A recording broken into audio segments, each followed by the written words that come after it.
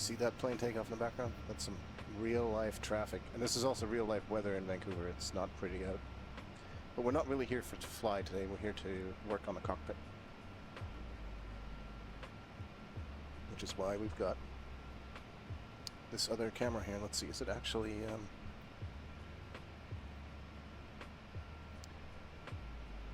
Probably have to turn...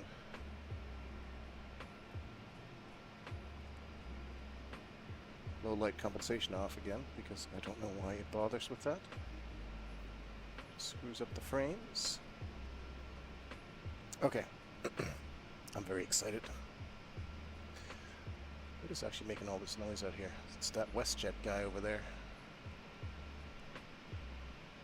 Looks like his engines are actually running. There's an APU anyway. So we can hop back in the cockpit. I suppose it's quieter in here. We just listen to the raindrops. Okay, so you can now watch me put about 70 of these. They look like pills. They're not. They're little rubber caps to put on the switches. But no, I won't actually make you do that. I do just want to connect this overhead panel that I just got today. It just arrived. See if I can fit it right here somewhere so we can all look at it together. That's the plan anyway. We'll see how it goes. This is going to be a pretty loosey-goosey kind of stream. Don't expect anything amazing. It's just a great way to spend a couple hours that I think is a lot of fun. And we're going to be using some cool software that I was going to say I highly recommend, and I do, but it's also kind of a requirement for using this kind of hardware. Oof. This thing's heavy. I'm a little bit worried about mounting this over my head. By the way, it weighs 15 pounds. The mount that I have for it is supposed to hold 17. So it's not a huge margin, but this is what we're working with.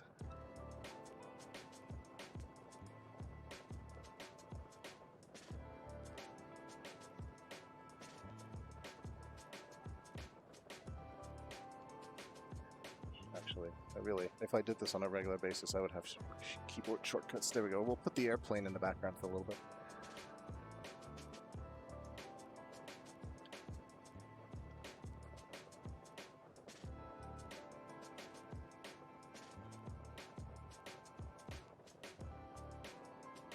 So this is from a company called VRinsight. They just ship directly from Korea. And I've bought an MCP unit from them before. That's an Airbus one.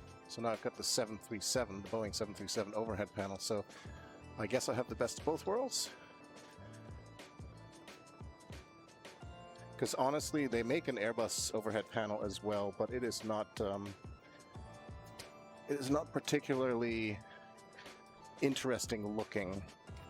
Because frankly, the Airbus overhead panel is just a bunch of push buttons with lights that are all extinguished if everything is going well. So that's, you know, that's kind of boring.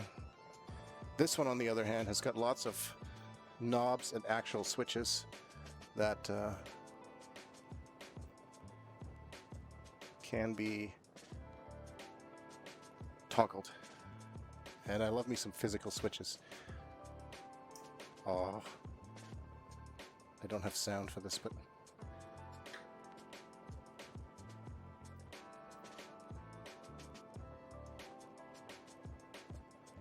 the only unfortunate part is that let's give it a good inspection here first to see if everything's there, nothing's bent or something. I guess there are no actual covers for the battery switch. Usually the well, the emergency exit lights has got a cover over it in the real cockpit. In fact, that's why we've got the airplane here. So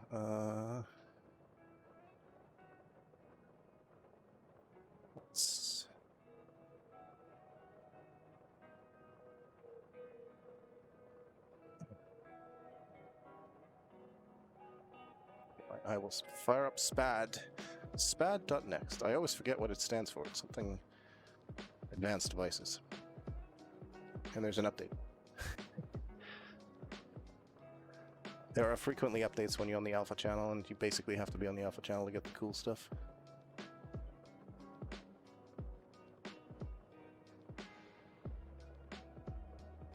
This is all happening out of view, by the way.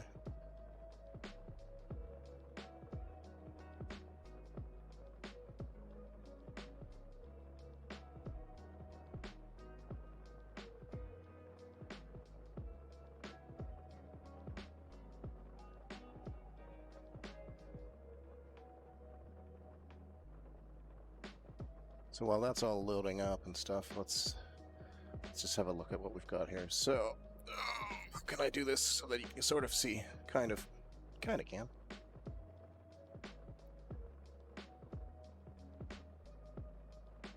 I'm just checking all the switches real quick.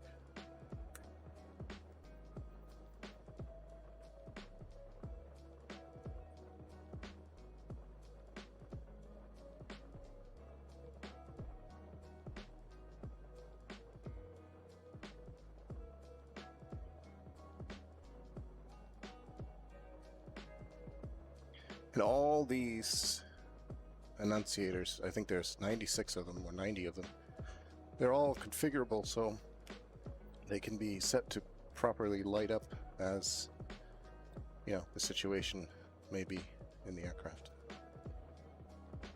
These switches all feel really good. They're like the kind of switches that, oh, okay. The APU toggle at the bottom here is like a 3-state switch, or like a 2.5-state switch, because you can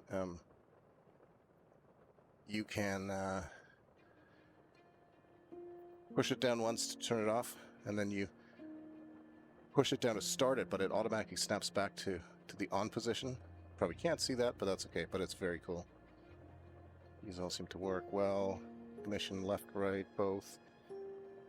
Very nice. Logo, position, strobe, and ready, steady, anti-collision, wing lights, panel lights. Windshield wipers left, right. These are also these flipping switches. Beautiful.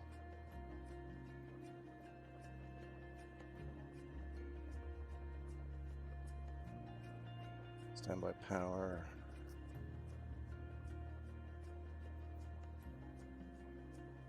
There's the battery one. That's usually, I think, guarded. Oh, that's what I was going to do. God, I forgot. I've been flying the Phoenix, but I've forgotten just how good this actually looks. Okay, so there you have like a comparison in the bottom left of the cockpit inside the sim, and then this is what I'm going to have above me. And it should be pretty close.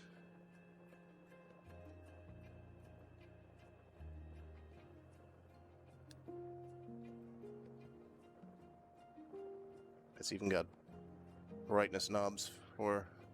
Oh, they're not quite smooth. They're still states, but that's alright. Okay, one more row of switches to test.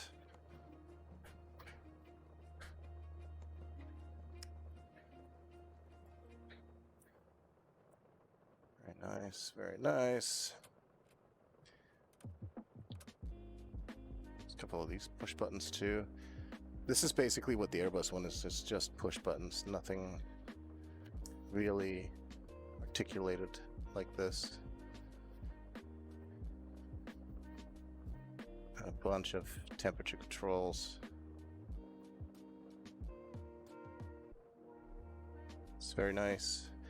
It is very nice. Okay, so we'll be able to actually... So what do we got? Let's compare. Let's compare. Oh, this thing's heavy. I really got to put the stand on in here in a moment. From the top left going down, we've got the flight control AB. See, these are also guarded inside the sim and in the real cockpit. So no guards here. Alternate flaps. Those are all there. Spoilers, A and B, yaw damper. Navigation, VHF nav, IRS, FMC, source displays. So the FMC switches, I guess that one's not on here. That's all right. Crossfeed fuel pumps, All of them are here. The center ones, 2 left, 2 rights. 4 landing light switches, runway and taxi, runway turnoff and taxi light switches. And those vary a little bit based on the airplane inside the sim. So this one has more than it needs for some planes, which is good, of course. The wipers, we already talked about. APU and generator switches. Bus transfer, that's also a guarded switch. I've never actually opened that guard in the sim. Ground power. Then we've got the standby power panel. Those are also all guarded. Above that, we've got DC and AC power, and a really nice electrical display at the top here with an actual screen, and I guess we should see some voltage numbers and amps and stuff on there. Circuit breakers, those are there exactly as they should be. Equipment cooling toggles, emergency exit lights, signs and seat belts, attendance and ground call buttons. Oh, that's sweet that those are there. Oh, I gotta map this one to Pushback Express. Correct, that's gonna be awesome. Right wiper. Then there are some pressure differential dials here, which I don't know if they work. I have a feeling that they actually do light up. We'll get into that.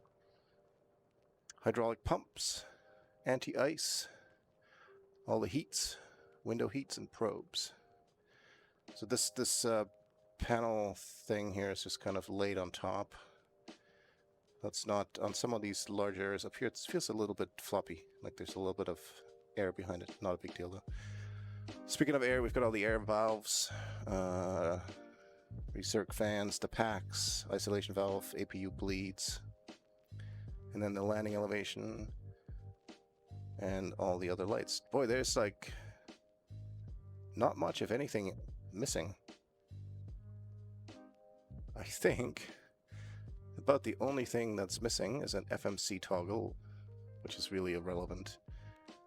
And yeah, if all these enunciators work, everything's here. That's amazing. I love it. Okay, off my arm. Let's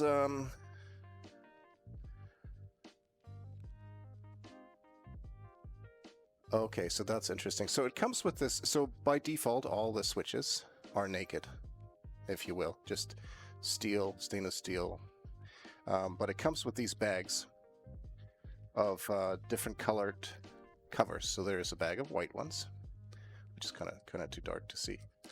That seems like a lot of them, quite a few. Then there's a few red ones, and another few black ones. And I'm thinking that I'm going to use those actually to match them up with what is currently guarded in the actual airplane. So for example,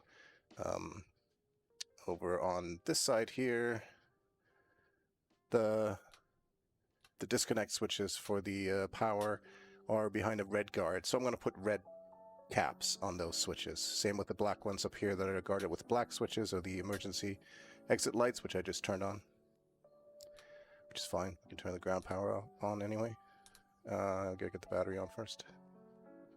Battery, ground power. There we go.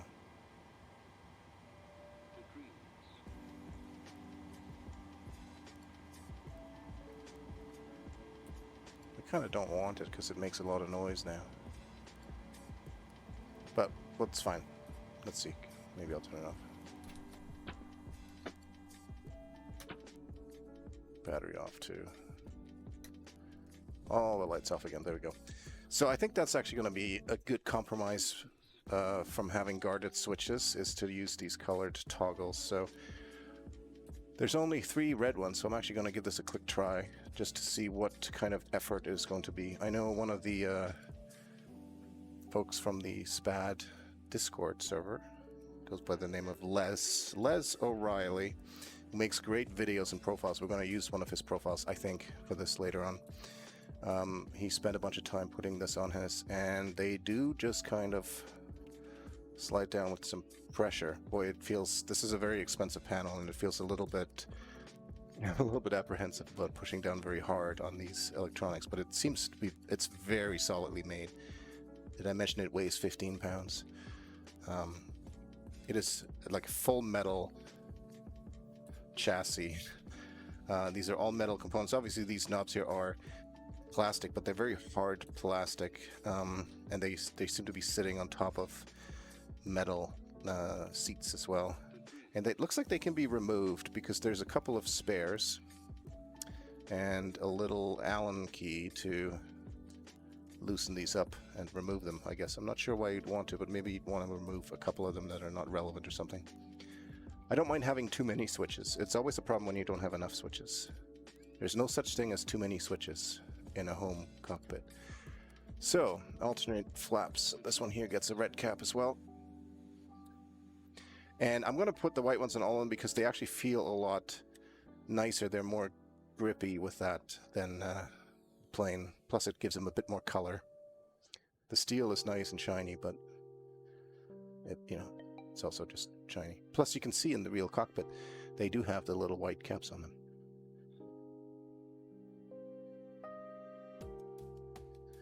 So that's I think that's all the red ones we're going to do.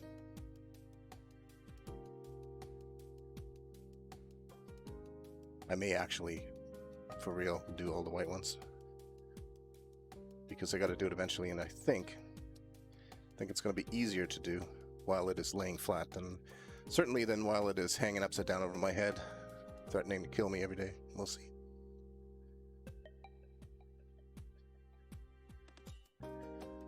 But it is certainly going to be easier to do this while it's laying flat because then I can exert some pressure on it. So we've got lots of black shrouded, not shrouded, what's the word? Guarded caps in the top left quadrant here. Well, that one's a little bit tighter.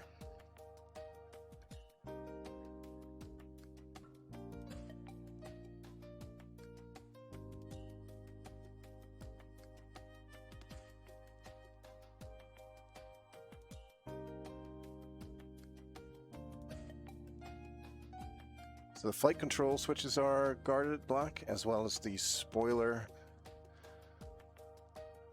switches. I don't even, like, to be honest, I don't know what these are for. I have not dug that deep into the Boeing 737, sorry, the PMDG 737. But I know they're there, and I know they're guarded with black caps, so we're going to put these on here. At the very least, it will give me some indication that I probably should not switch anything red or black in the middle of the flight. That's probably a bad idea. And the last, I think the last guarded black one is the emergency exit lights switch. But you know, that's not as bad if you toggle this, even though you might freak some people out if you turn the emergency exit lights on in the middle of a flight. Usually set it to armed. Beautiful. Okay.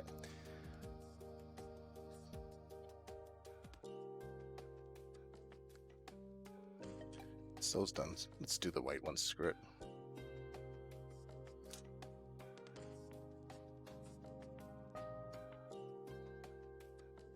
I think it's going to look a lot nicer once these are all on.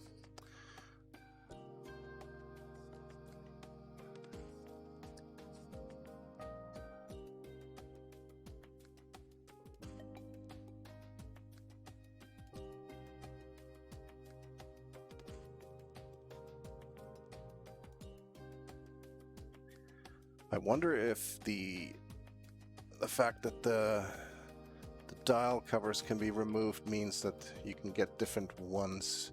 So the ones that are in here, they kind of look like the ones in the cockpit. But maybe some different planes would have different configurations.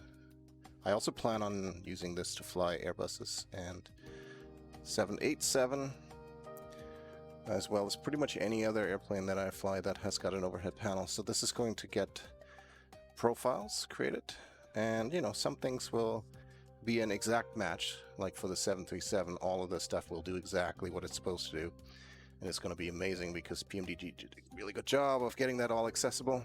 On the Phoenix, I think most of these things should be functional, but of course the Airbus does not have all of these things in this exact same configuration or even in the same functionality, but I should be able to still make a lot of those work as they should. Like the Airbus has fuel pumps, for example. They're not toggle switches in the Airbus, they're push buttons, but that doesn't mean that I can't reconfigure these, and that's what SPAD is so great for. It allows you to create profiles and just automatically load them up. So if I load into an Airbus, it will load that profile that I've specified. If I load into a Cessna, it will load a whole different profile.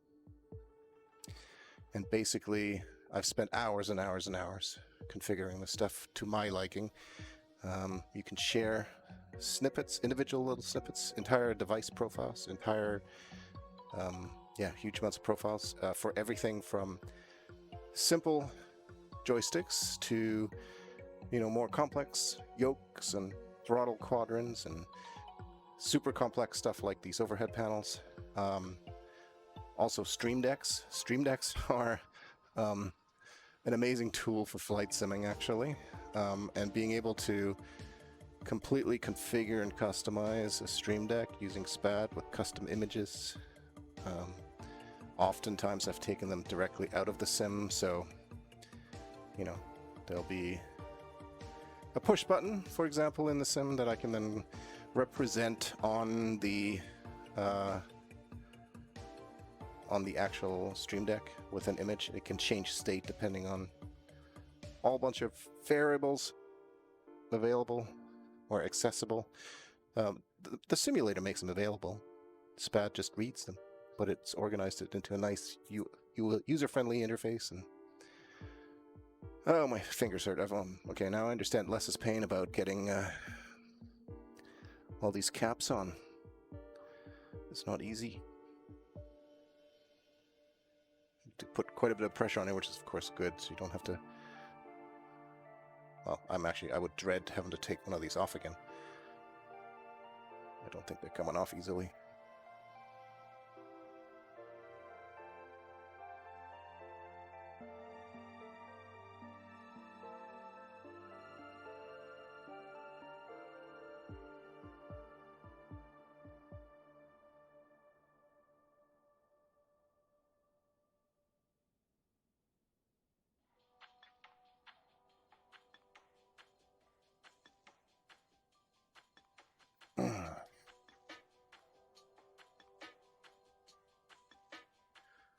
Got to be about a third of the way done, right? Maybe halfway done. I have to keep alternating fingers that I use so that they're not completely wrecked.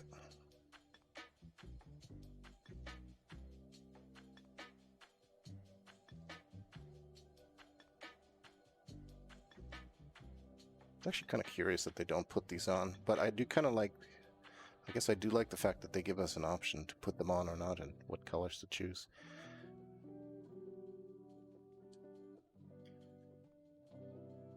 So in that regard, it is quite nice.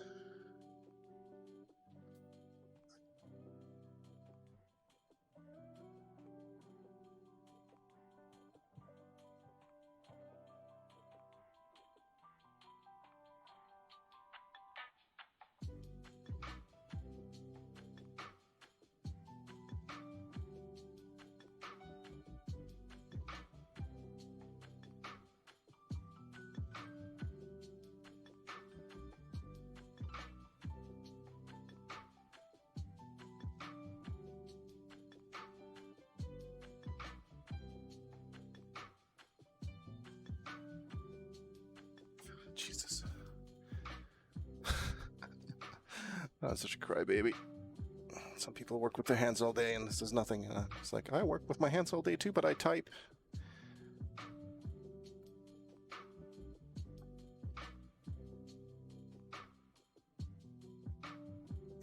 All right, quick break, quick math. How many do we have left? 8, 12, 15, 22, 25 to go. This is exciting content here. I actually love this. I don't know why. I find this very soothing. I'm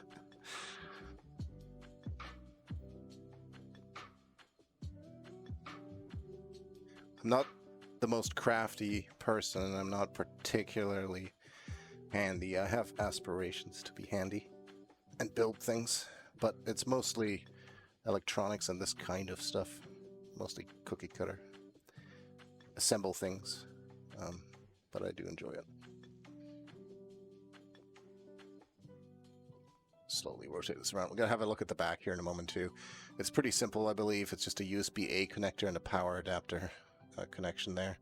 So not too much going on. I did notice that the power adapter does not come with a particularly long cord. So that means I have to have an extension cord connected to the wall or something. But I'm also really curious as to how many people connect these and just put them on the stand, because it does come with a stand. There's two pieces here that I thought we were going to use, but I'm thinking actually now, well, we might, just to make it easier to connect, because the power and USB connections go in the back of this thing, so we can't really leave it laying flat. But I think definitely the right choice to put these caps on while it is laying flat, because if it was at an angle, it would just be constantly pushing away from us.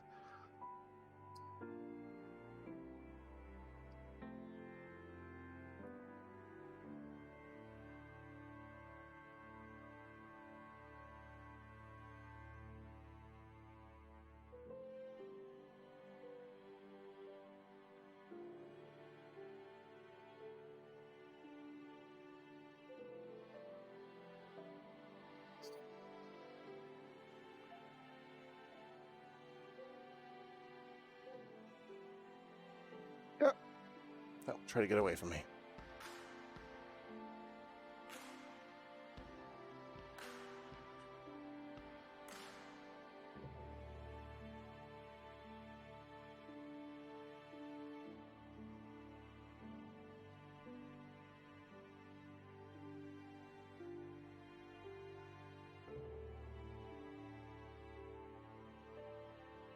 So I know that there are two people in the SPAD community that have one of these. Oh, there's probably more than two, but there are two that have posted complete profiles, shared them for this device for the PMDG 737. One is Les, the other is Smooth, something or other. And I know Les's profiles are always very good. Apparently Smooth's might actually be a bit more complete because he's had more time to work on it. So we'll check those out. And I'm kind of hoping there is a chance that everything will just work and I don't have to do hardly anything at all. Maybe there's a little bit of tweaking to do, but it would be amazing if especially all these, you know, the switches are actually fairly straightforward because they just send an event. You flip it to on, it sends this event. You flip it to off, it sends a different event. But many of them, these annunciators, the little lights, there's a lot of conditions, you know. What makes the Captain Pedo light illuminate? What would cause the overheat on alert light to go on? And I don't know how much of that they have coded in. So we will see just how complete means. But whatever they have done is a huge benefit because it means that no matter how much work they've done, it is work that I don't have to do again. And that will save me time. And that will get me flying faster. Though I usually spend a lot of time doing this kind of stuff, not just flying. Sometimes, especially when I have new equipment or a new airplane, I spend more time configuring these types of things than actually flying the airplane.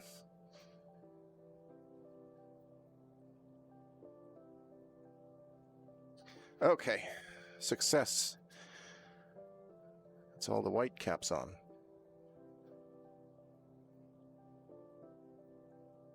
So, let's have a look at the back here, see what we're dealing with. Very simple. Really hard to see.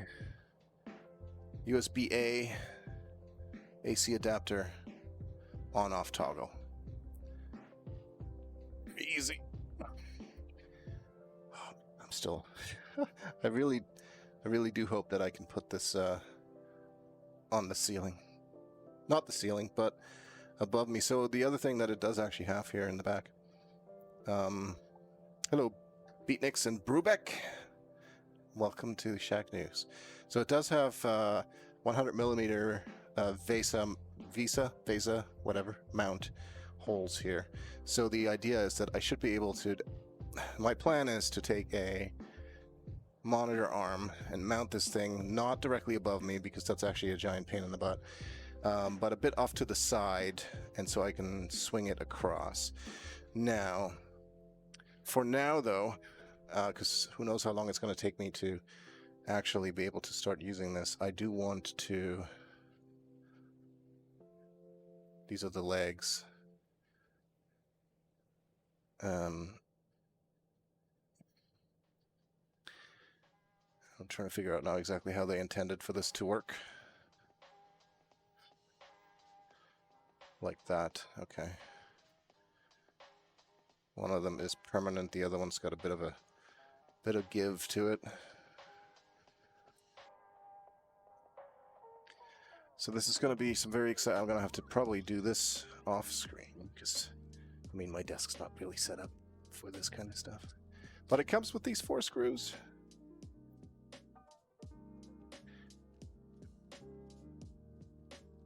Get out a screwdriver. So this is the stand that is included with it, and that's kind of your basic, you know. This will work if you've got a lot of desk space, because it looks like it's going to take up quite a bit of desk space with the stand actually. But for now, and just to get everything up and running and to configure things, this is probably not a bad way to go. And it's just 4 screws, and then it can easily be removed later. Maybe. Screw does not want to go in. What's going on here?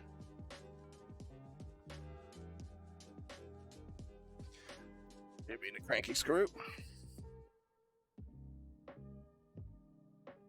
The world's longest screwdriver here too, which is not really ideal for this current situation.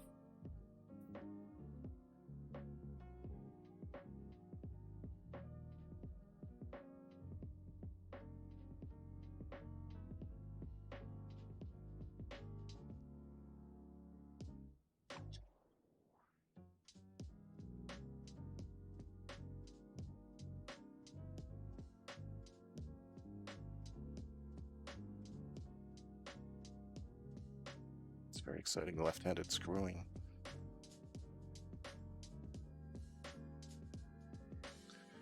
So, and I think that should allow us to, yeah, I think we'll be able to barely just put it on here, but it will be good enough.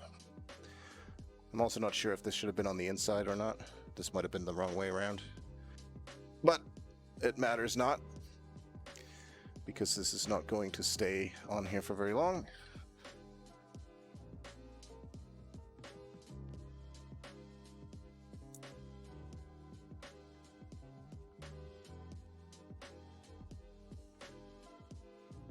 Well, this is a much happier screw. The other side was so cranky.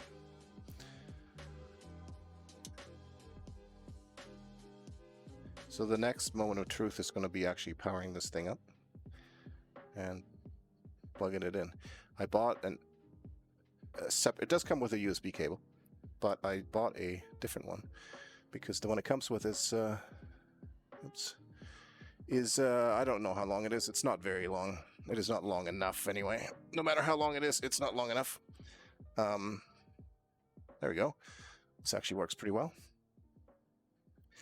So I bought a 25-foot USB A to B cable, which I will be using later on once I have this thing mounted. And I'll be sure to show you guys on a future stream, because we're not mounting that today. We're just going to configure it. So, just trying to move some stuff around here so that I can still see what I need to see. One thing I can no longer see is any kind of chat. So I should fix that. There we go. Good. Now, power. I recall correctly, all the holes are back here on this side. Yes, they are.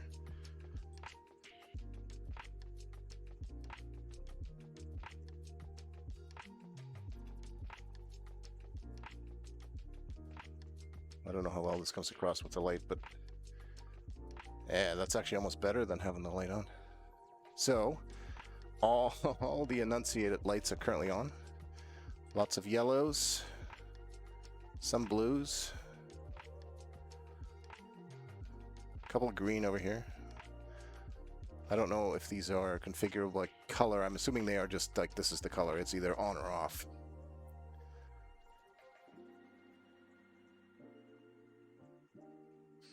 I actually need to take a photo of this myself. It's pretty sweet.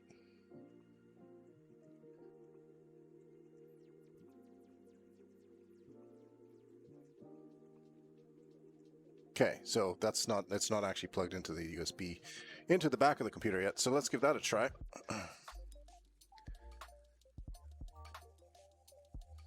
Proceed to drop the cable. This is also my laziness to not want to like move behind this. I'm just going to guess which direction it might fit. It's not that. Try 90 degrees the other way. There it is. There's the happy bling bling bling sound.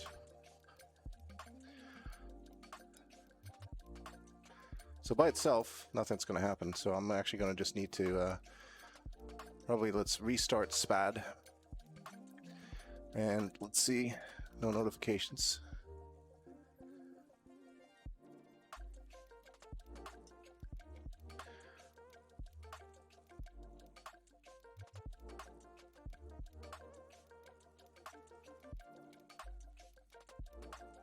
Now, all manner of things could happen here. SPAD could crash, SIM could crash, Windows could crash, or it could just all work.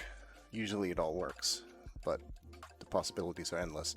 First of all, we are currently on Alpha 4.5, or 0.9.12.45, in my Phoenix A320 profile, so that's the first thing we need to change. This is not a video about how SPAD works. There are lots of great ones on YouTube. But essentially, as I said, you have profiles. As many as you want. I've got a profile for each plane I like to fly, so I'm going to switch to the PMDG 737-700 profile. And let's see.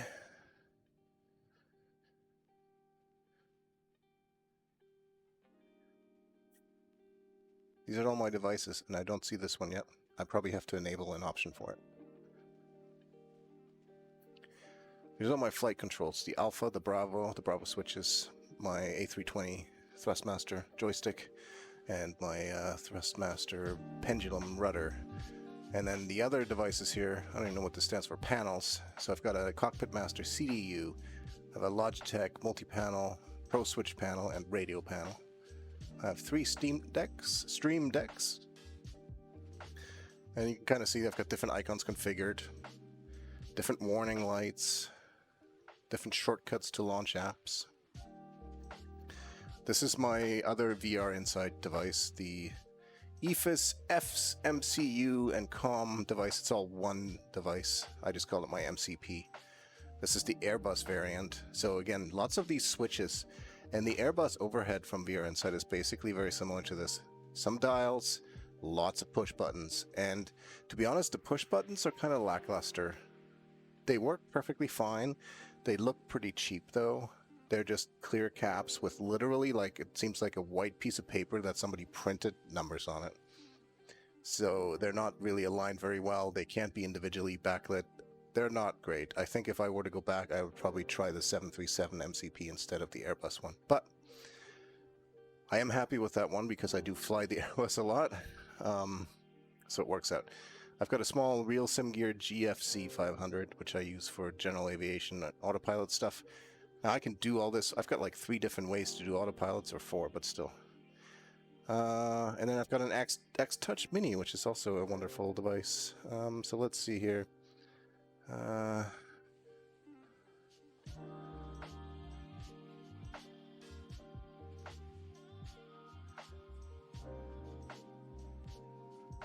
It's not a MIDI device. Other devices. There's Cockpit Master support.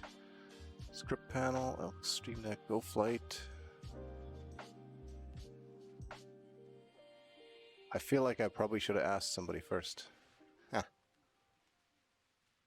COM3 VRinsight. Oh, wait a minute. Did it actually detect it? Does it show up as a COM3 device?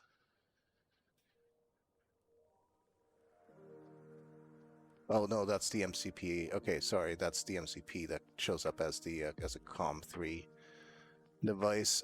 So that's actually good because that might mean that this one is also a COM device. This is an old one, I think. I can remove that, I think. Can I? No, I guess not.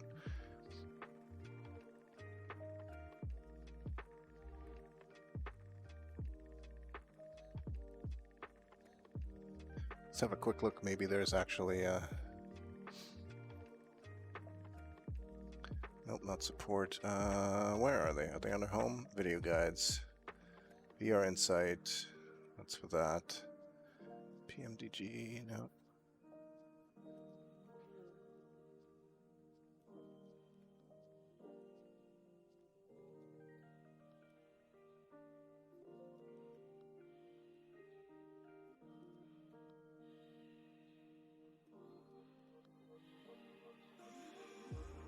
I want to have a quick look at this.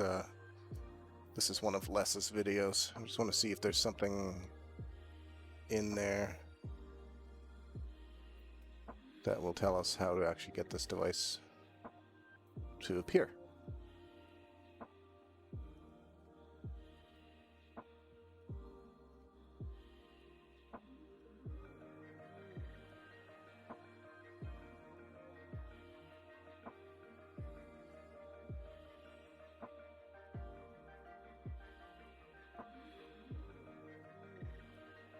YouTube, what in the world?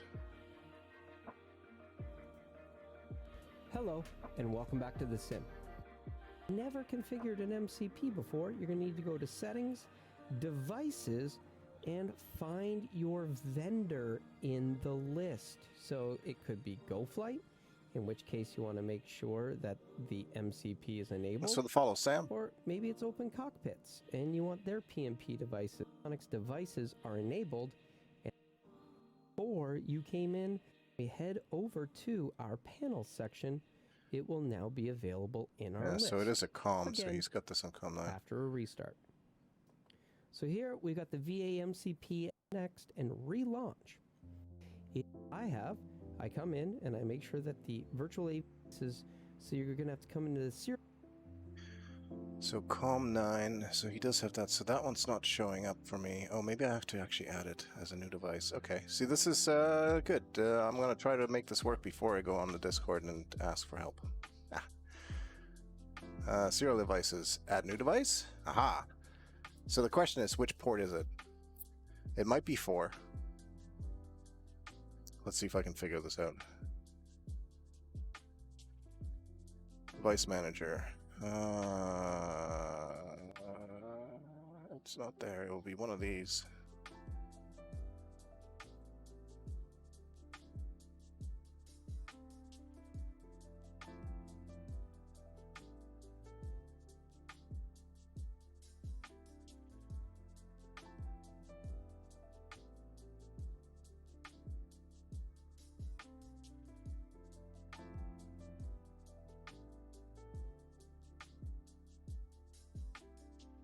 All right, it's one of printers.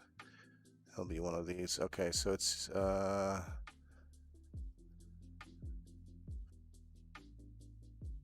one way to do this, I could turn it off and see which one disappears. So this is a USB serial port. So it's COM3 is my, this here is my MCP.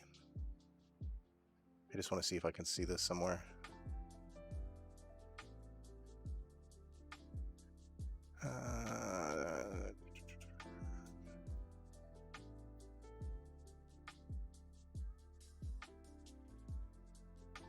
All right, let's just try it. Let's see what happens if we try to choose COM4. And we're going to go with the same speed as the other one that I think it was just set to 9600. Protocol VRinsight. Okay, we don't have to choose it. Okay, let's give that a shot. We will restart SPAD.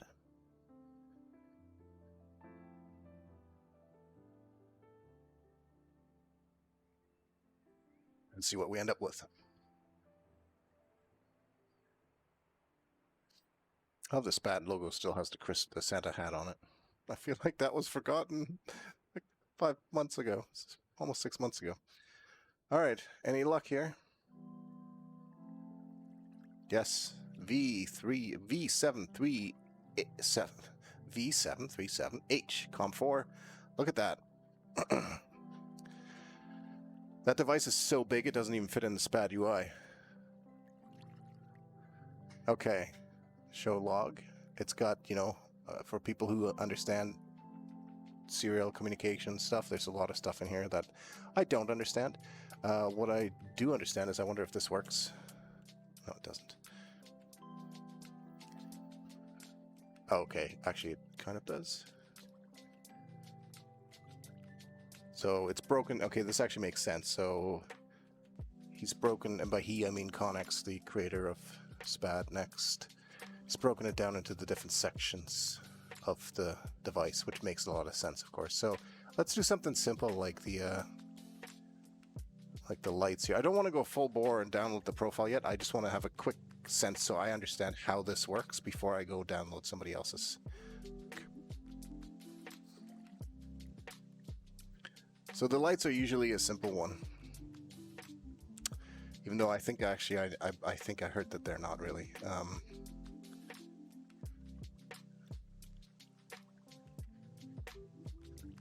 Okay, yeah, so the landing lights are a bit of an odd one. There we go.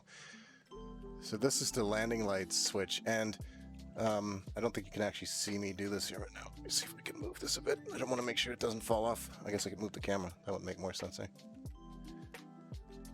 So if I move this down here, it will stay. So these are the light switches. We've got landing lights, runway turnoff, taxi, and then APU. Let's just concern ourselves with this very left box here. So SPAD has a great feature, call it the Lego block, that when you select that, any switch that you switch, it will move the application to show you where it is. Because a lot of times it can actually just be a difficult thing to try to find, you know, the one that you're working with. And there is some weird peculiarity about this VRinsight 737 overhead device, where the landing light switches, there's 4 of them. But in the firmware, in the actual like software or the hardware, they're considered a single switch. They're all put together in series. So they're either all on or all off. There is no, you know, only the left one is on and off. So when I switch these, nothing happens in SPAD, nothing happens in SPAD, nothing happens in SPAD. Oh, all 4 of them. It has moved me over to here. SW overhead lights land. It now says on, right? If I turn them all off again, or even if I turn a single one of them off, it gets considered off. Close enough. You know what? For the immersion, it doesn't really matter, because I'm never gonna have the left landing light on and not the right one. They're all gonna be on or off. So I'm just gonna go like this when I do it. They're off. I'll go like this to turn them all on. They're on. And runway turnoff lights are right there.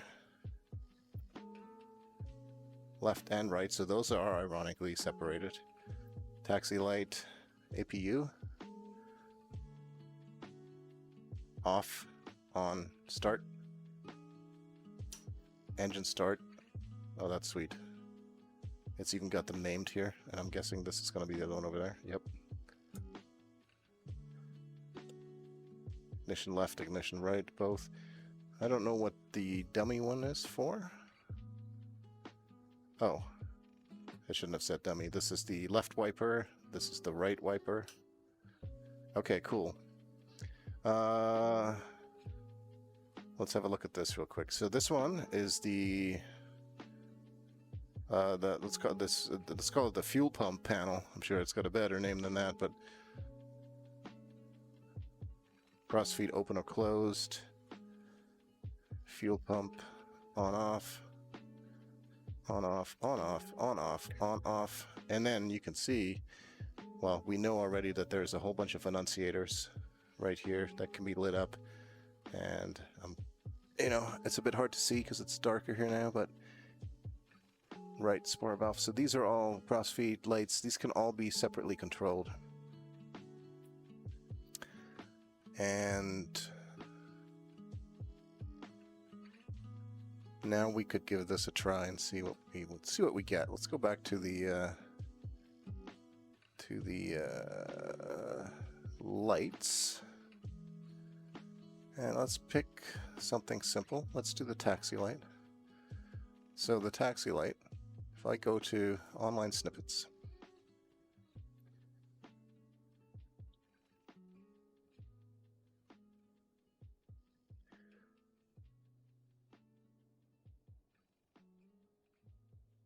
okay, so what this is, free FD.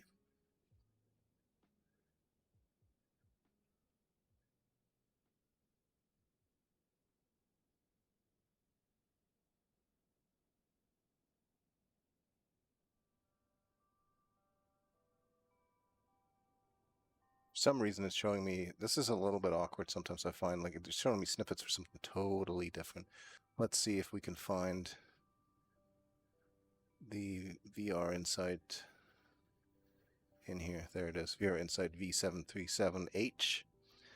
And I think, oops, not by author, you can see. Oh, seriously? The date went away? Okay, we'll do it by ID then. Oh! Ah, there's a bug in the UI. Okay. You try to sort by a column, it sorts by it, but it removes one on the right. You can have your sort, but you lose something. Okay, let's do that again. I wanted to see which one was most recent. That's what I usually do. Okay, so this one here from Smooth PP. MSFS VRI 737 overhead complete update. Updated config includes working voltage displays. Some displays timed to once per second to minimize impact. So that was actually one thing that I remember reading in the Discord, is that as it's updating some of the information on here, it was making those calls way too quickly. That it was actually lagging some other things down. So he had to do some stuff to, quite ingenious actually, to get it to make those calls only once per second as opposed to, you know, hundreds of times a second. Includes EGT display, extra voltage switch setting on right voltage switch. We'll see what that talks about. Power bus 4 determines on-off state. Okay. Power bus 4.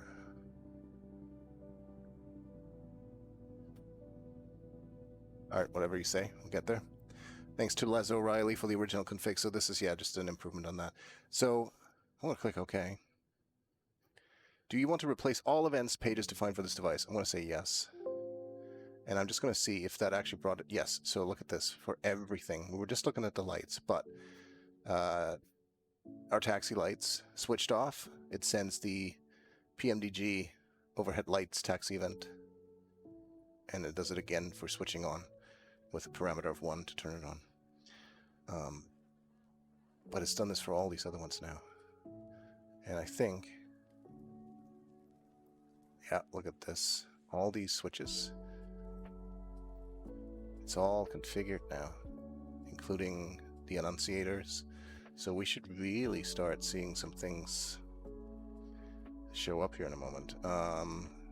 So my usual flow to start up the 737, I don't have on me, so I don't quite remember it. So we're just gonna play around with this, and we're basically going to try now to hit switches on our overhead panel here and see if we can get the corresponding things to happen inside the airplane. Now, the first thing that I would normally do is, well, we already know, we did this earlier, we can arm the emergency lights, or emergency exit lights. So if I do this in the cockpit, we can very easily see something's happening, right? Which is great. So let's see if we can do this with this switch here. Yeah, we went one too far. Look at that, off, armed, and it closes the guard. Now,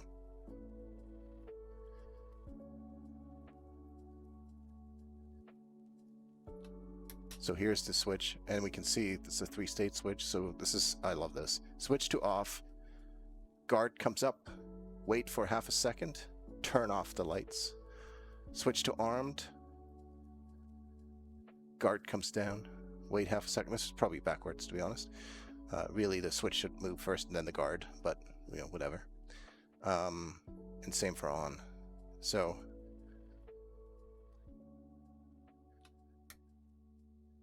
emergency lights on.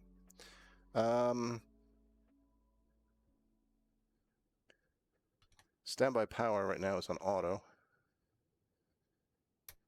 Off. Oh, I've got this in a bad state, so it should really be there. And we just had this thing go up like a Christmas panel because a bunch of lights popped on and then off. And I think that is probably because they've initialized themselves. Let's have a look and see. Battery switch. Yes, it's just a power thing. Okay, let's try to do the ground power. So if we push it down, it should turn ground power on. Nope, because I forgot the actual battery.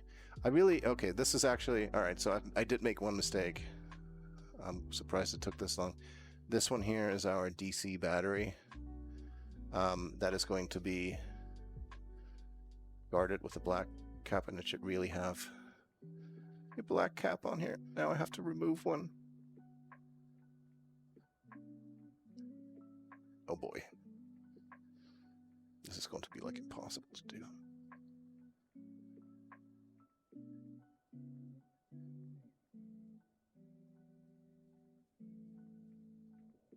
Got it.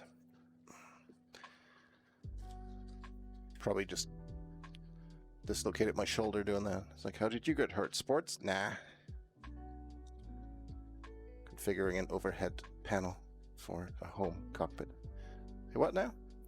Yep. So we're gonna stick a black cap on that, just to follow along with our other, you know, and I just realized that there's another one. I should have had this, I should have had a closer look earlier. This bus transfer one down here is also guarded black. This one, I don't actually know what it does, but I just want to follow that same principle of, you know, keeping those matching. Oh, come on.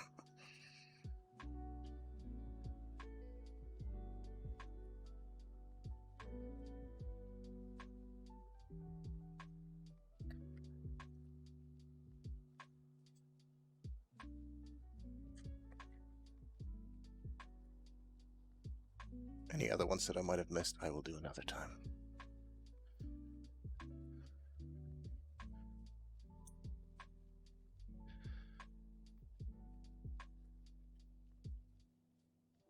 Now, battery.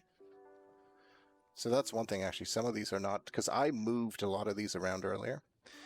They're not in the sort of the normal starting state. So there we go. Oh, look at the lights come on. This is the way it should be, because as you can see in the cockpit, there's a lot of lights on. In fact, we can do a little comparison now. Let's actually do a little comparison. So, battery discharge, that's on. We've got Captain Pedo, left elevation Pedo, right, left alpha vane temp probe, all on. Low pressures across the hydro pumps, drives. Engine valve closed. One of these is not showing up for some reason.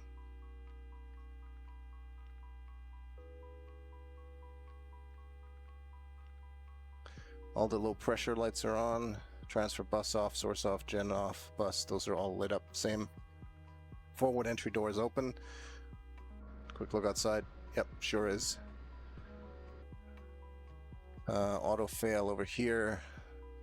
And ram door pull open, full open. Both are on. Hey, hey, Squires, how are you? Physical console, awesome. Yeah, this is just the latest of my toys. but it is a sweet one. Okay, so that's good. So what I would normally do now, I would do signs to auto, seatbelts. Yeah, these are the only just go on. Seatbelts to auto for now.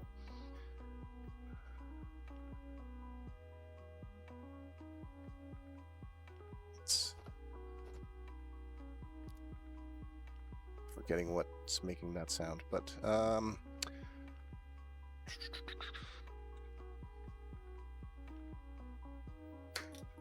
let's get those hydraulic pumps on. What else does this work?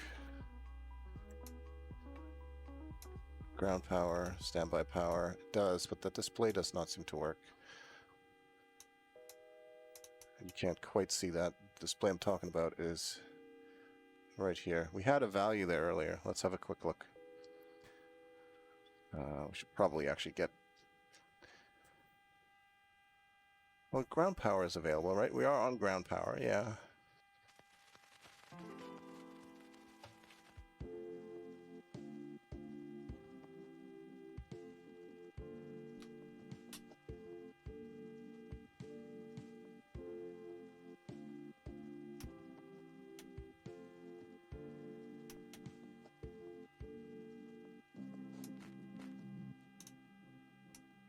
We can check through all these. That's pretty sweet. They really got them all working.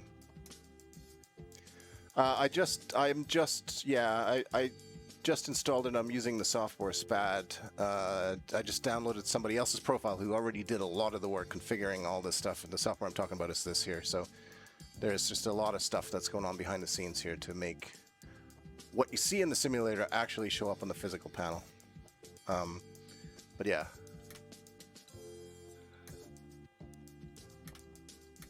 Why can't I actually make this move over here? I feel like that one is... Switch to auto. Rotor 2. Why is that not working? That. Oh, they're always the same.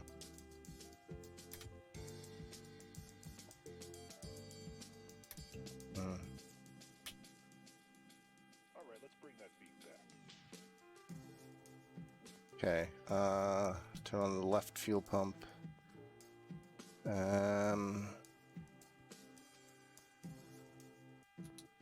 Just try to match these to what they are.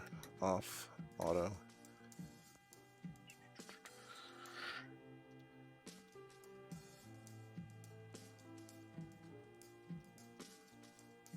Interesting that does not do anything yet.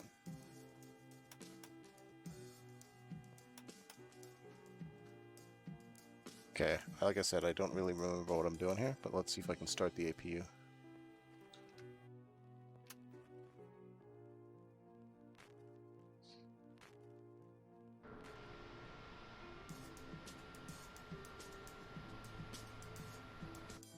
It is working. We've got low oil pressure on the APU, and I literally just saw that on the physical display, which is nice. This needle is supposed to start moving.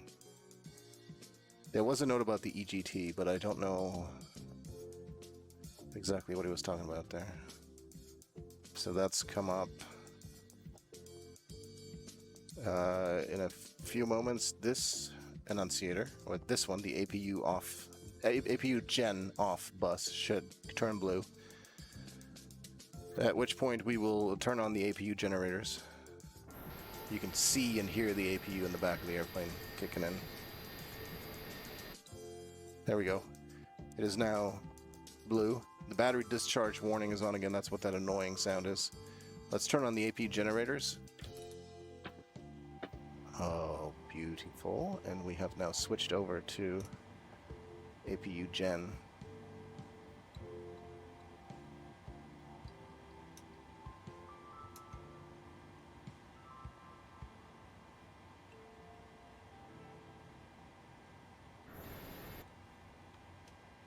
Okay, now the landing elevation over here is also working, and I can turn this knob and it moves just like it should. It's wonderful. Now, I don't know why this display panel here does not seem to be working.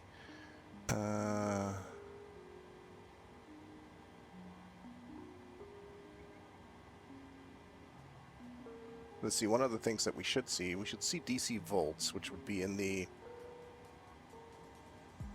bottom left section. I'm not entirely sure how this is organized. Display top left, display bottom left, display bottom center, display top right, bottom right. Okay, so there's 5. Top left, top left, bottom center, top right, bottom right. I think it's got to have something to do with the session variable. Do I have this even? Yeah.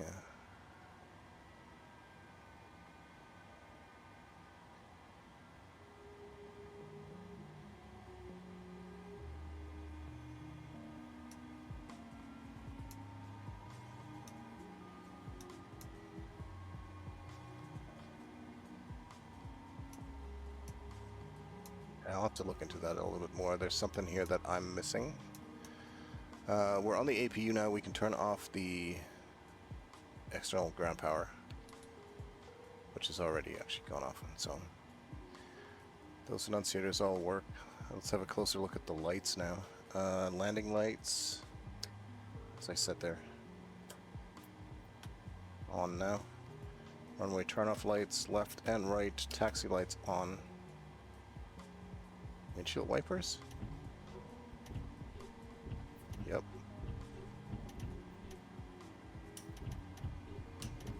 Amazing.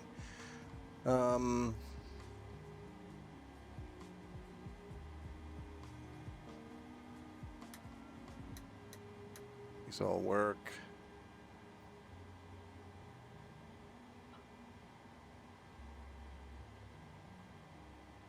Rope heats, we don't need to worry about those. We can do the window heats though. Oh, and now they come on, the green lights there come on. They come on for me here. Sweet. Light controls, what are they usually on?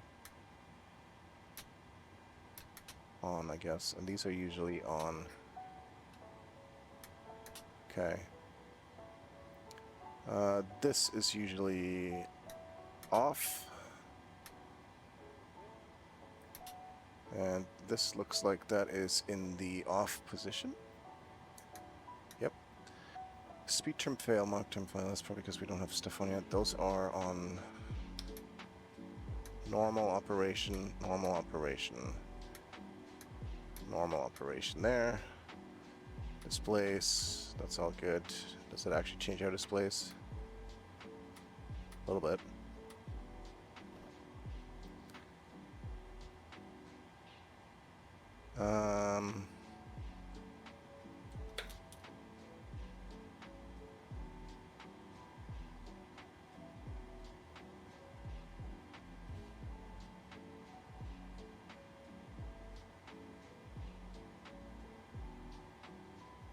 Panel brightness does not seem to do anything. Neither does circuit breaker. Okay, that's fine. I can play with those.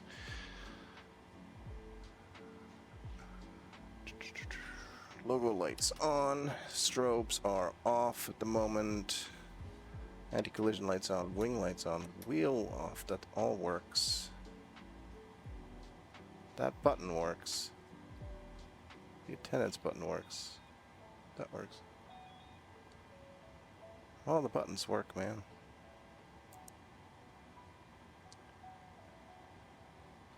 This one should be on auto.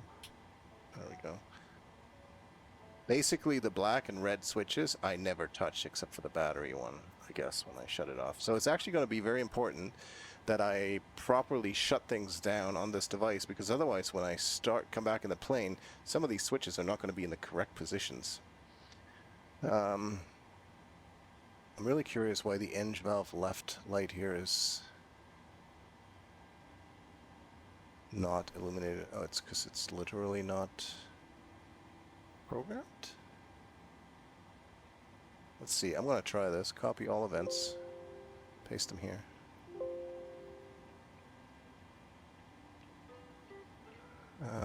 We're at fuel announcer's eng valve closed 1.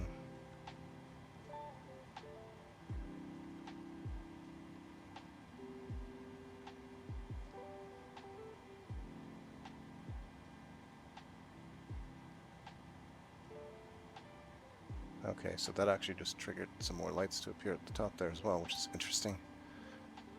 Even though they don't have any values there. I'll have to come back to that. But I think I have this working now.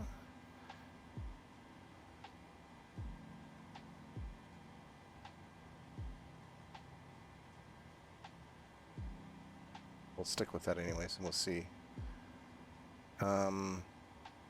Okay, I gotta get my actual checklist here for the 737, because I don't remember what I'm doing. And I want to make sure I actually want to start the engines and go through this. So we have done park and brake. Actually, we have not, but that's okay. We can do that, I suppose. Let's do the parking brake. Set.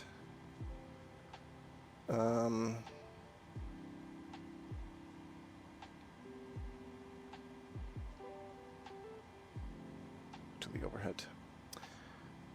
Emergency, battery and standby power we did. Emergency exit light we did. Ground power, we've done that already. Lights we've done. IRS set to nav. Okay, so this is actually an interesting one, because these are way at the top there, and they're not part of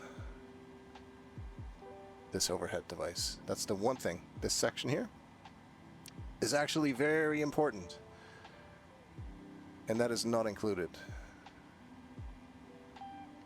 which is a bit of a bummer. So I have to do them my old-fashioned way. Well, for now I'll just do them. I have them assigned to something else. Set those to nav. I could technically reassign those to some other switch on here that I don't use very often. Like, I don't know if these are in use for anything. They don't seem to be.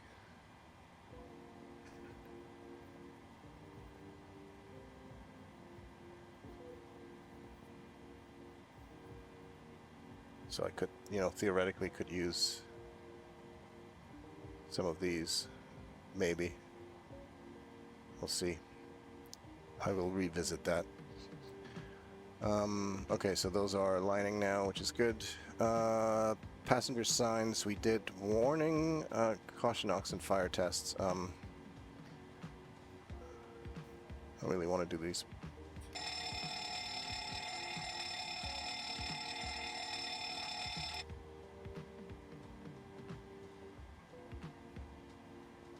Electric hydraulic pumps. Those are here. We turned them on. Yaw damper. Okay, so this one's still off. I should be able to do that. And that light will hopefully turn off. There it goes. Sweet. Window heat, so I did left aft fuel pump. I did APU is already on. APU start bleed on. APU bleed.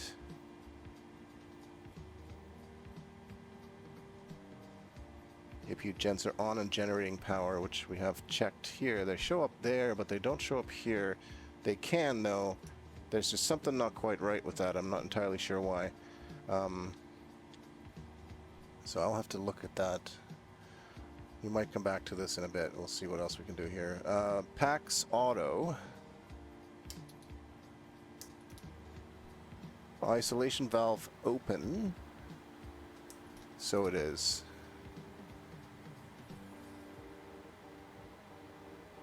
Altimeter, this transponder, this is all other stuff now, MCP stuff, yada yada yada.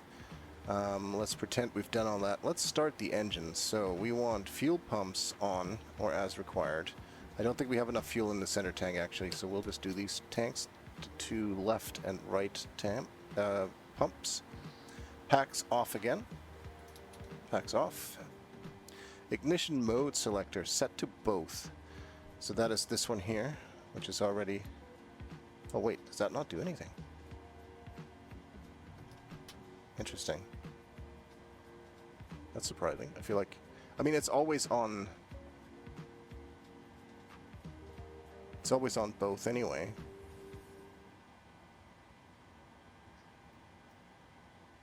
Ah, it's not configured. Okay. Guess it's not necessary, right? Because I always just leave it on both anyway.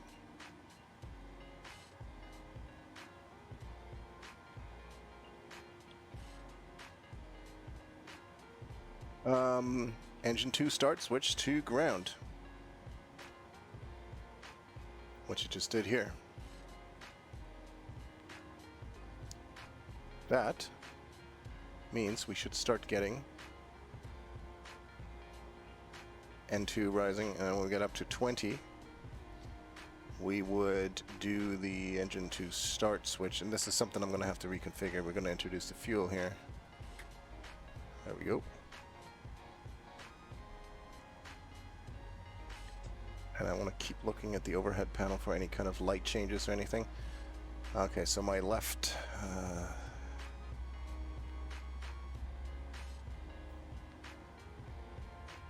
so this light here is incorrect.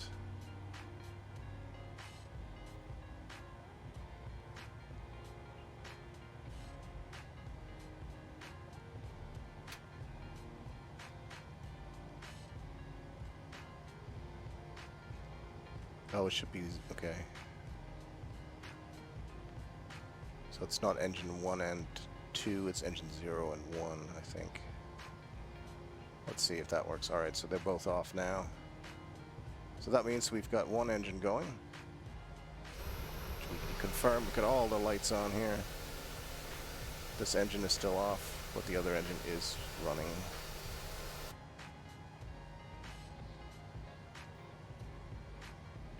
Repeat for engine... Well, I did engine 2. We'll repeat it for engine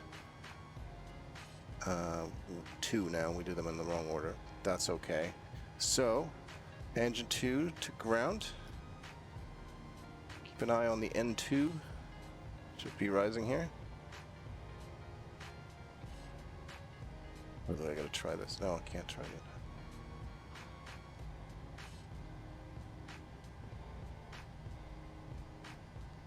To around 20 to 25% or so. Introduce the fuel. Those lights have gone off. Does not look like the ground power available light is quite functioning.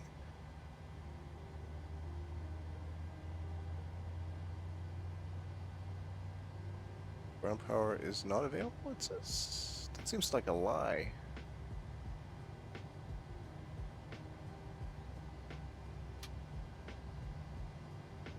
It still says it's available. And that is usually a...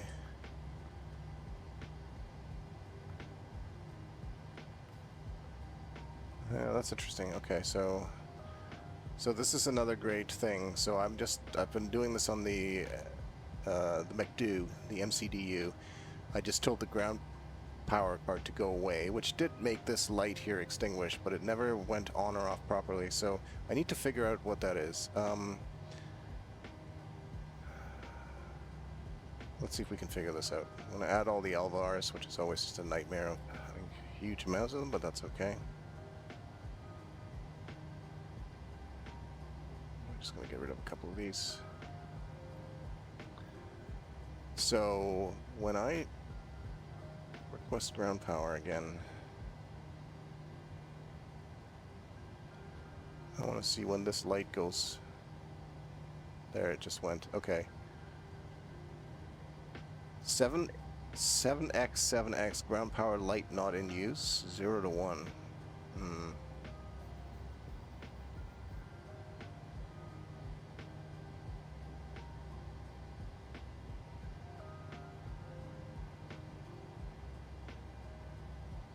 Like, is that the light we should be looking at?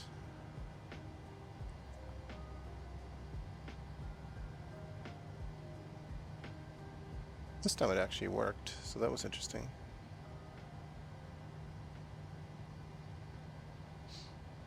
So it was the VRI 7 ground power avail device. Oh, that was the light. Okay, so the light turned off. Request. So I spent a lot of time troubleshooting this kind of, these are small things, but I want that light to go on. Okay, so this time it went on here and it went on physically, which is good. So I think it was just not reading it properly. It was probably not initialized correctly from the beginning. Okay, so I think we're fine there. Let's go back. Engine 2 is running now, so now we want Gen 1 and 2 on. Gen 1 on, that blue light goes off. Gen 2 on, that blue light goes off. Engine 1 and 2 start switches to auto / continuous. Continuous. Oh, that's because they automatically switch themselves to off, so we switch them over to continuous. Probe heat on. And a bunch more of the warning lights go off. Wing anti-ice and engine anti-ice as required. I just want to see lights come on. Sweet. Awesome. Hacks to auto. Recirc fan to auto. Isolation valve auto. APU bleed and APU off. APU bleed off and the actual APU off. So that means the only engine would now be coming from Gen 1. Sorry, the only power, and Gen 2. Nothing from APU, nothing from ground power. This is standby. Okay, so I need to make those work. Something's funky with those. After that, it is just flaps, flight controls, engine instruments, LNAV stuff, yada yada yada, all stuff that is not on the overhead.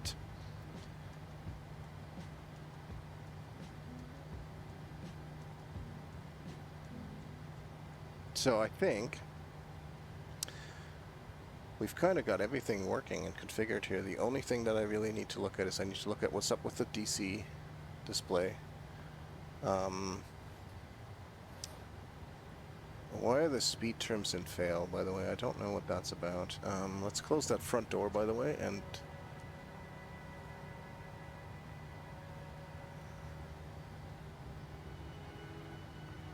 let me just initialize the position as well here. Maybe that will get rid of some of those warnings. Yes, it sure will. Speed term and Mach term just went away when I initialized the position on the McDo.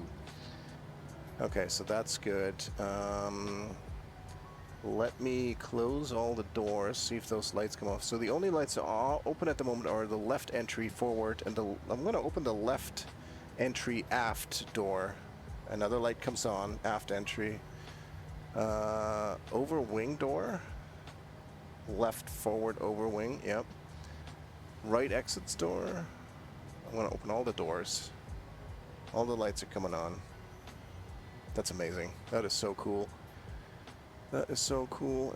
Next page, cargo doors open as well, and equipment hatches, all the lights on. Equip, forward cargo, aft cargo. That is fucking sweet.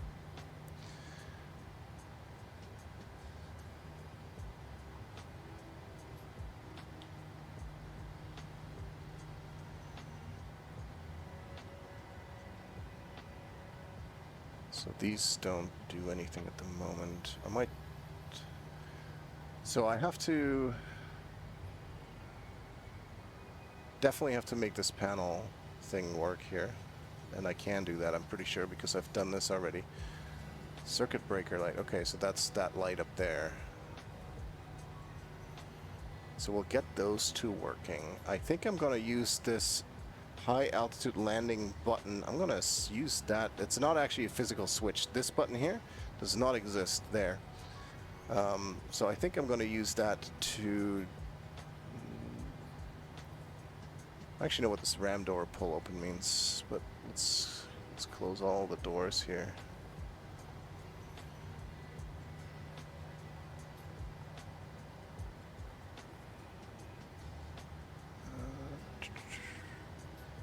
So what I have left to do, lights, the amperage, the volt panel, and I think I'm going to use this button that's not there. I'm going to use that to just align the IRSs.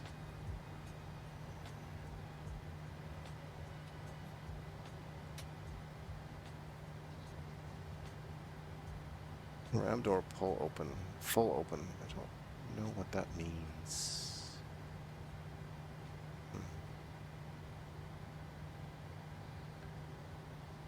And I think these, I probably should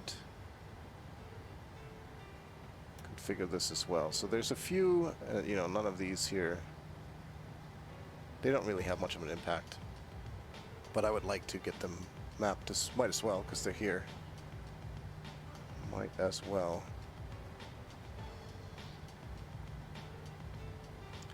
So let's do the easy one first. The easy one is to get the IRSs on that fake button. So Lego mode. Let's see if it's even in here. Well, it's not, is it? So that would be here. Oh, yeah, it is. It's that one. This one does nothing. Okay, sweet. So right now, I think I have the IRSs assigned to my alpha flight controls. Regard, this is the event here that I currently use to align them. So I'm going to just copy this button. It's a simple button push event. And I'm going to paste it on this one. Now, I think if I do this now, it will probably screw things up. Yeah, sure will. So move stuff around. That's okay. Just leave those alone. So that's that. That was fast and easy. I believe right now I have got, so for the panel lights, I'm pretty sure I use my X-Touch Mini for panel lights and all just lighting in general. Yeah, so this is one of the panel things here, so I can copy that over, and that is the third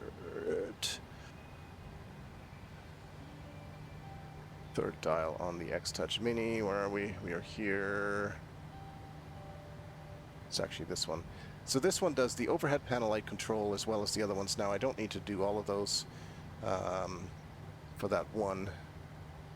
In fact, I don't want to do them all, but I do want to do a couple of them. So, oh shit, they're not, huh. Why? They are not selectable.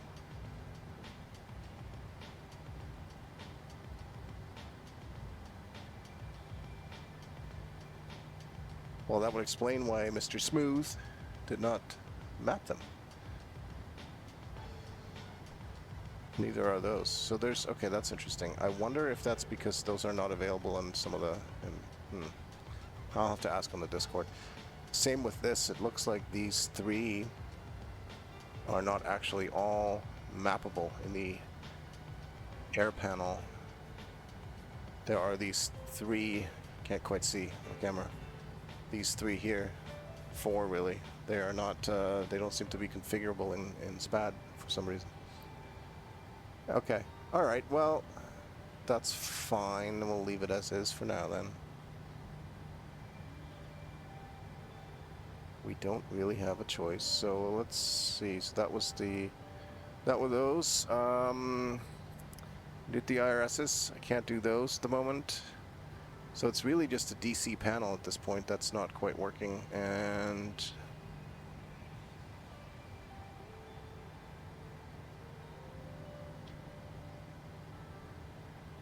I want to see, I'm kind of curious what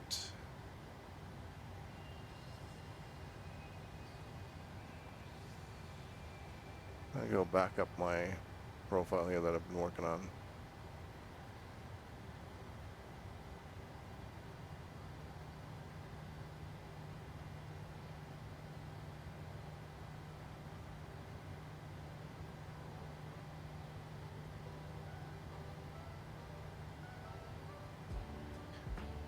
I'm kind of curious what Les has done on his. Maybe we can see something in that one.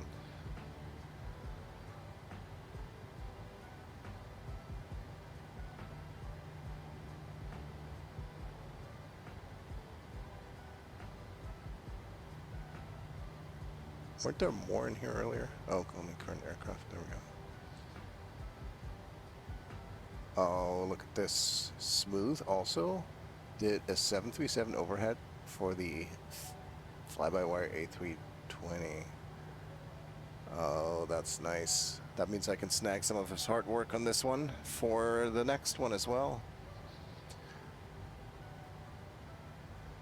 And I can probably reuse a lot of that for the Phoenix. So we've got about 15 minutes. I want to have a quick look at Les's thing here. All LEDs and switches mapped.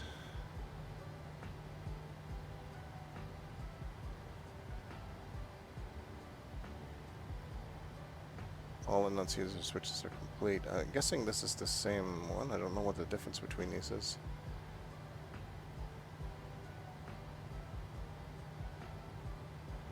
Okay.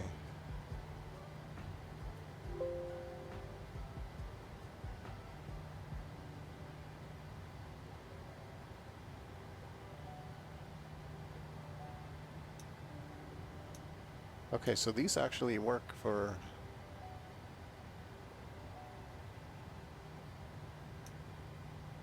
Well, I don't know what they're showing. They don't really work.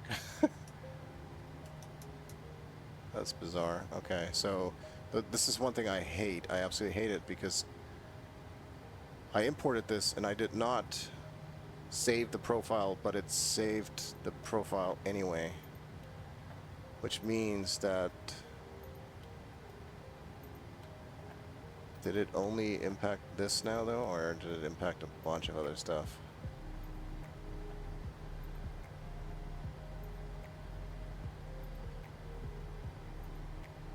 So that's one thing I just, that I don't like, and this is exactly why I copied over a backup of the backup, because I did not trust that.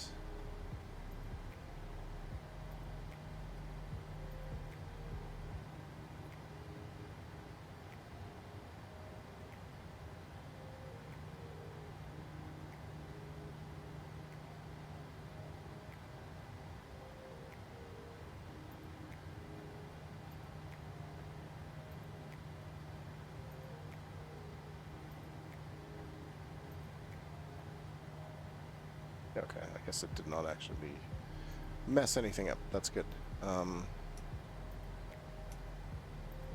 Yeah, I really have to figure out what this is supposed to do. So let's see if we can walk through this. Right now it's on standby power. So if it is switched to ground power, it just sends that event. Okay, yeah, fair enough. So it really just moves the knob every time. Switch to extra to show EGT. Oh, extra. Oh, I see. There's an extra. This actually goes one further. That's how he did the EGT. That's nice. EGT is this dial down here for the APU, which we don't have going at the moment, so there's nothing there.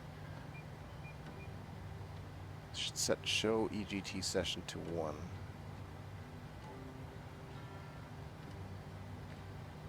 Yeah.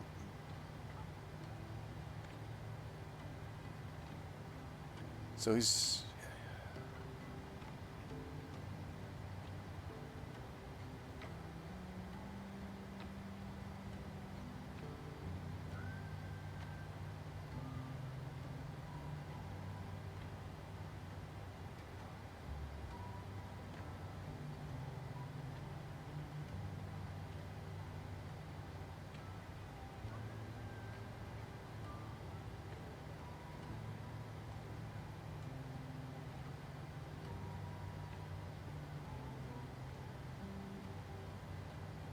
So let's do a simple one. Bottom left should really just display 28. It's pretty much 28 all the time unless I change this, right? Unless I'm switching, I'm looking at the battery bus or the battery.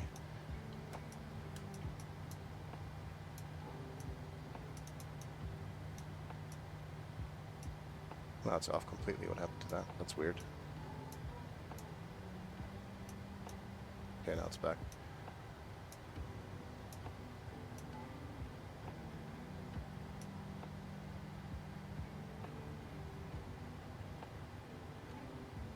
So change button light.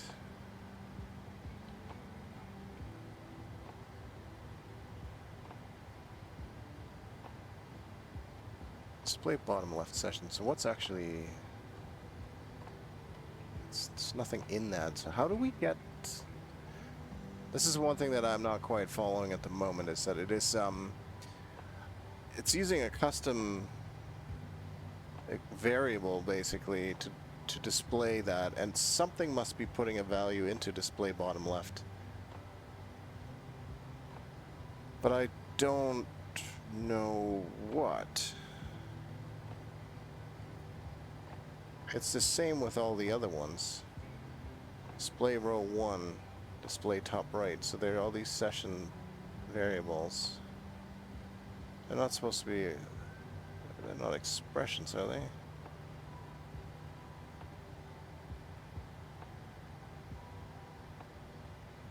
Okay, this sounds like it's going to be a Discord question. Okay. Fair enough. So, now this is the challenge. I cannot just turn off the airplane. I mean, I can, but all these switches are going to be in the wrong position. So, I'm going to have to try and turn these off properly. So, let's do all the lights first, because that's pretty easy. They just go all in the off positions. I'm going to turn the engines to off, all the lights off.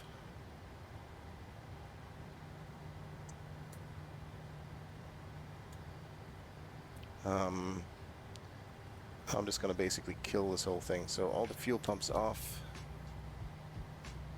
Yaw damper off.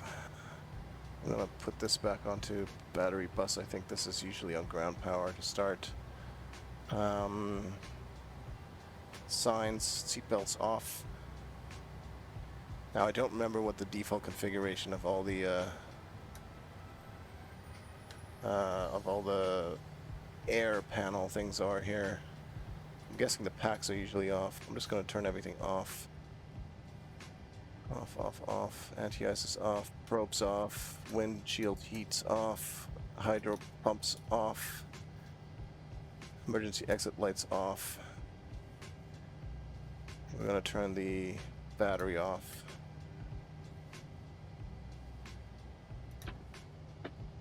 Sorry, that one stays. This one turns off. That can go off.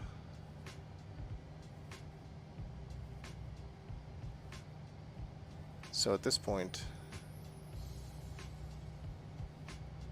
where's our power actually coming from?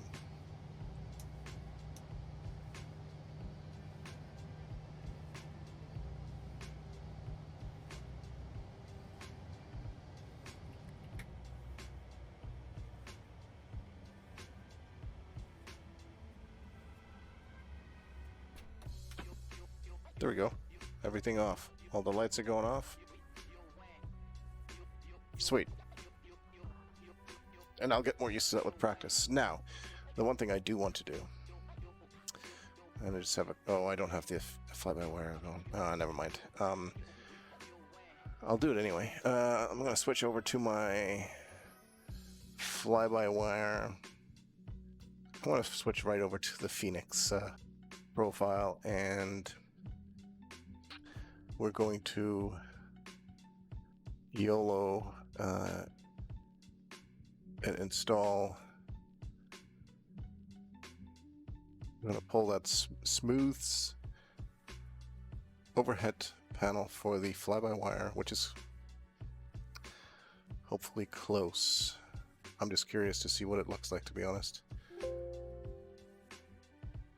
Oh, there's stuff in there. I'm assuming all the light switches will be there. Yeah, lots of lights. So I'm going to have to redo a lot of this stuff for the A320 for the Phoenix, but a lot of this hard work is kind of already done by Mr. Smooth. So does he have fuel pumps in there? Sure does. Fuel pumps. Not really. Oh, some of the enunciator. No, this is the wrong enunciator. Oh no, it is. Sorry, it is actually correct. What else do we have? APU.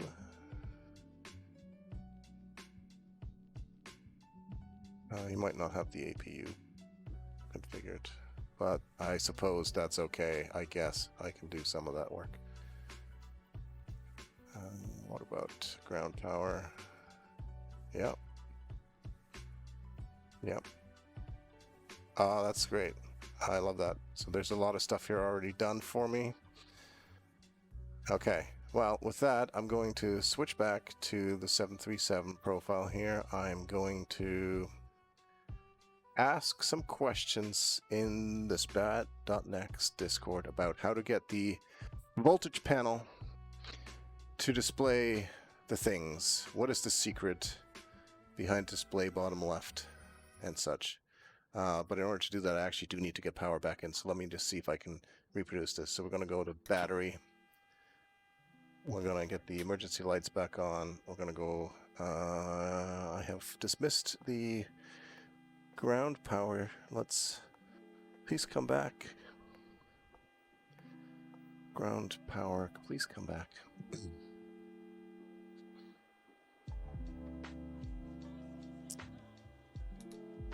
Switch on ground power. There we go.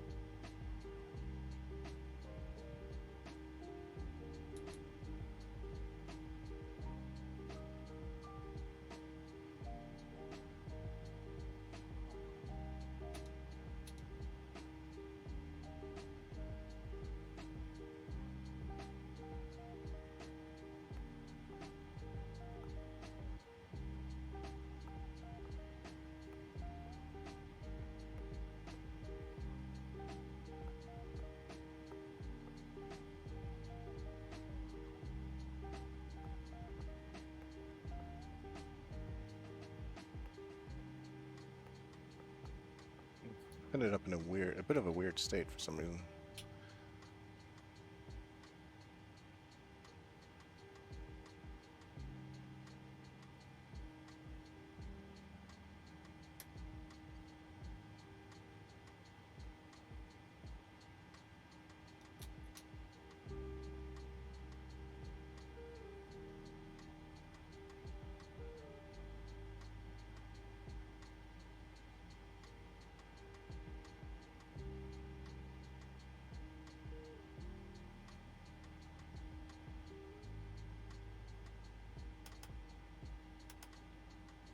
Notably with my IRs, for some reason they are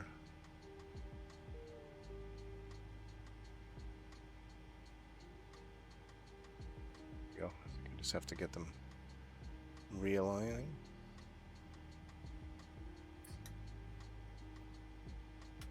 I don't know why I can't get the yaw damper to go. What's missing? What is missing?